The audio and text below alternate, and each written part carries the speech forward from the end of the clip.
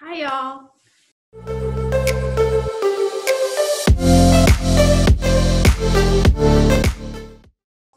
It's me, Annalisa, and welcome back to the North and the South.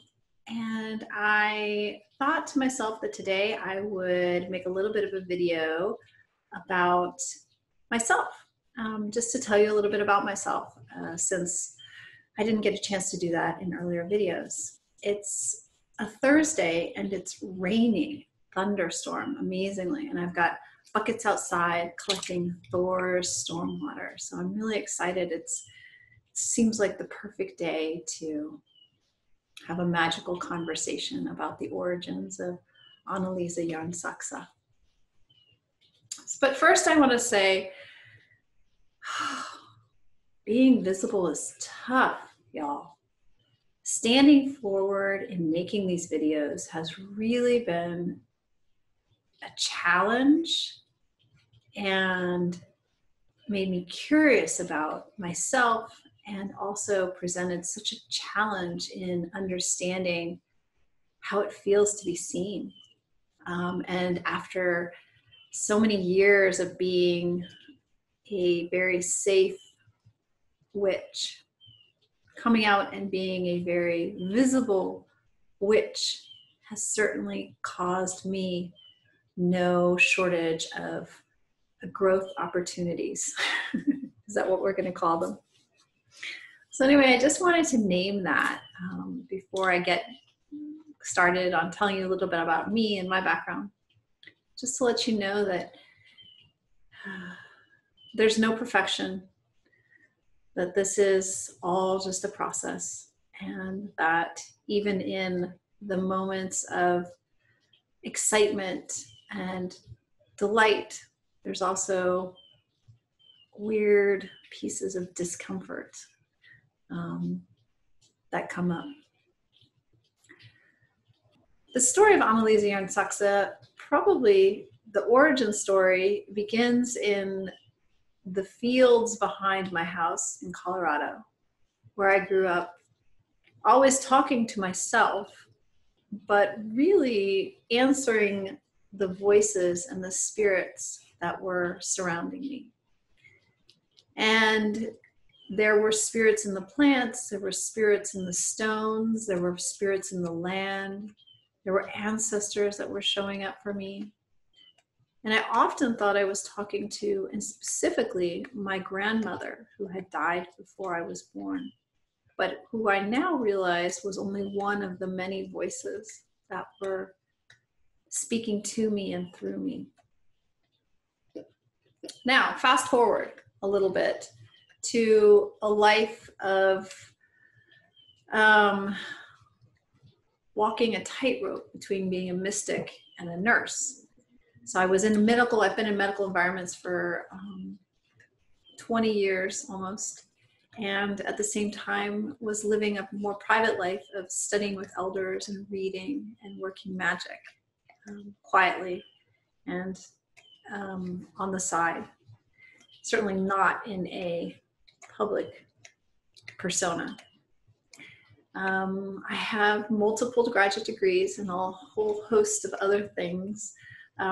Besides, I'm a perpetual student, always learning, always expanding and looking around in the world with curiosity. I'm a hypnotherapist, I'm a clinical herbalist. I've lived in Russia, I've lived in the United States, and I've also lived in Europe. I have 2 children and 5 fur babies, as you can see, some of them here with me now. And in 2018, I co-founded Calyx Wellness Studio with my friend Stephanie Berry, who's a midwife, as an integrative place for people with alternative and complementary modalities to begin formulating an integrative practice around that. And at that point, I realized it was time for me to stop being the witch introvert and try to begin living a witch persona to the outside world, which quite honestly had its pluses and minuses and still sometimes feels a bit janky along the way. But today, I consider myself a modern Northern tradition witch, or a vulva, or a strolkvina, or a spakona, or a hexa. You choose your term. They're all probably applicable. A wise woman in the Northern tradition who continues to become more wise as she continues to study with her elders, never learning enough, never knowing enough. I honor the spirits of the land that on the wild 2 acres that I wild steward here in Texas Hill Country. I crochet, I read books, remember those things? Made out of paper and glue. I cook, I make medicine, I perform rituals, I mark time in both lunar and solar increments. I like to sing and reconnect with wildness every day. And most of all, I want to say that I am passionate about connecting with other people who are curious to connect with their own wildness, with their own ancestors, with their own inner wise being that is certainly there and probably just needs a little bit of coaxing to come out. There's so much that we have as humans experienced before and are experiencing again now in the form of culture clash and collapse, climate change, economic instability, plagues and pandemics, diseases. There's so many things that our ancestors have survived before us and who have actually already worked out so much of how to survive it. And now is the time more than ever to look backward and look to our ancestors for guidance as to how we can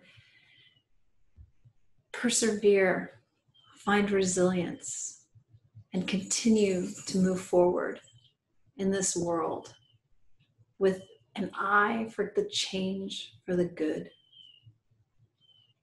So anyway, that's a little bit about me.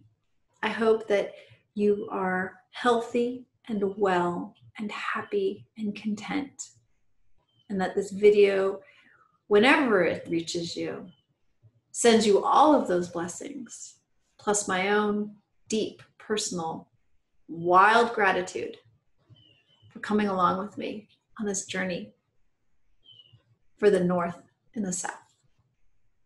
Take care. I'll talk to you soon.